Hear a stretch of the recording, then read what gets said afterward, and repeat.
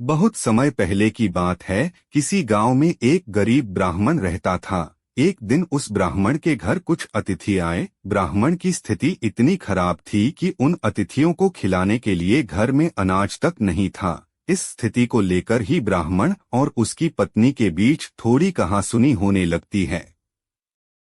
ब्राह्मणी कहती है, तुम्हें पेट भरने योग्य अनाज कमाना भी नहीं आता है। इसी का नतीजा है कि आज घर में अतिथि आ खड़े हुए हैं और हमारे पास उन्हें खिलाने के लिए कुछ भी नहीं है। इस पर ब्राह्मण अपनी पत्नी से कहता है, कल कर्क संक्रांति है, मैं कल भिक्षा लेने के लिए दूसरे गांव जाऊंगा। वहां एक ब्राह्मण ने मुझे आमंत्रित किया है। वह सूर्य देव की तृप्ति के लिए कुछ दान देना चाहता है। तब तक जो कुछ भी घर में है उसे आदर सत्कार के साथ अतिथियों के सामने रखो। ब्राह्मण की यह बात सुनकर ब्राह्मणी कहती है, तेरी पत्नी होकर मैंने कभी सुख नहीं भोगा है। न कभी खाने को मेवा मिष्ठान मिला, न ही ढंग के वस्त्र और आभूषण। आज तू कह रहा है कि जो भी घर में पड़ा हो वो अतिथियों के समक्ष रख दो। जब कुछ है ही नहीं तो मैं उनके सामने क्या रख दूं? पड़े हैं तो बस एक मुट्ठी तिल, तो क्या अतिथियों के सामने सूखे तिल रखना अच्छा लगेगा? पत्नी की यह बात सुनकर ब्राह्मण कहता है, ब्राह्मणी, तुम्हें ऐसा बिल्कुल भी नहीं कहना चाहिए। कारण यह है कि इच्छा के अनुसार किसी भी मनुष्य को धन की प्राप्ति नहीं होती है। जरूरी है तो पेट भरना, और पेट भरने योग्य अनाज तो मैं ले ही आता हूँ। अधिक धन की चाहत अच्छी नहीं। ऐसी इच्छा का तुम्हें त्याग कर देना चाहिए। अधिक धन की इच्छा के चक्कर में मनुष्य के माथे पर शिखा बन जाती है।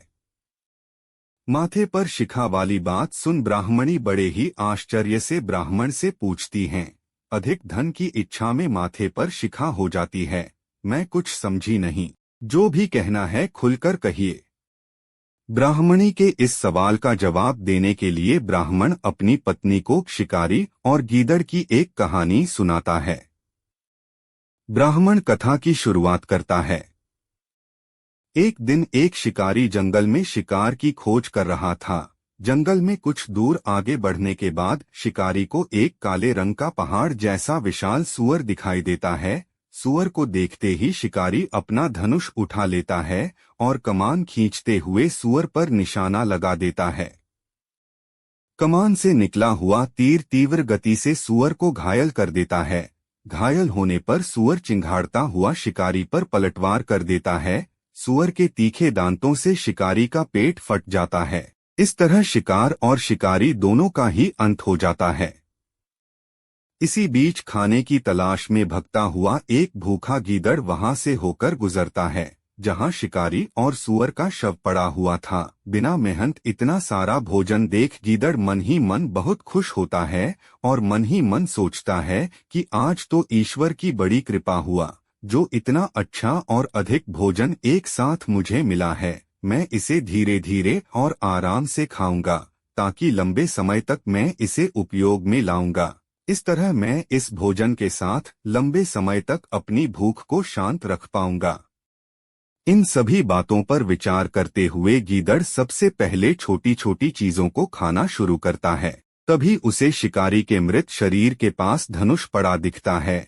गीदड़ के मन में पहले उसे ही खाने का विचार आता है और वह धनुष पर चढ़ी डोर को चबाने लगता है।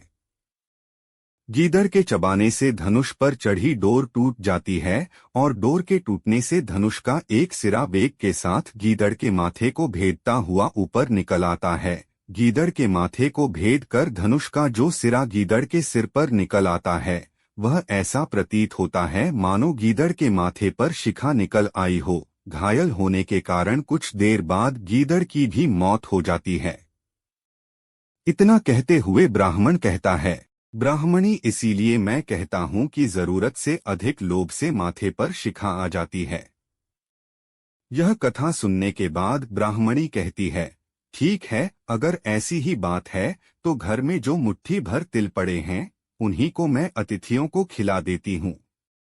ब्राह्मणी की यह बात सुनकर ब्राह्मण संतुष्ट होता है और भिक्षा मांगने के लिए घर से बाहर निकल जाता है। वहीं ब्राह्मणी भी घर में पड़े तिल को धूप में सुखाने के लिए फैला देती है।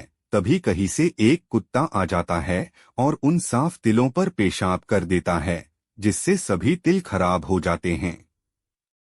तिल के खराब हो जाने पर ब्राह्मणी काफी परेशान हो जाती है और सोचती है यही तो तिल थे जिन्हें पकाकर मैं अतिथियों को खिला सकती थी, अब मैं क्या करूं?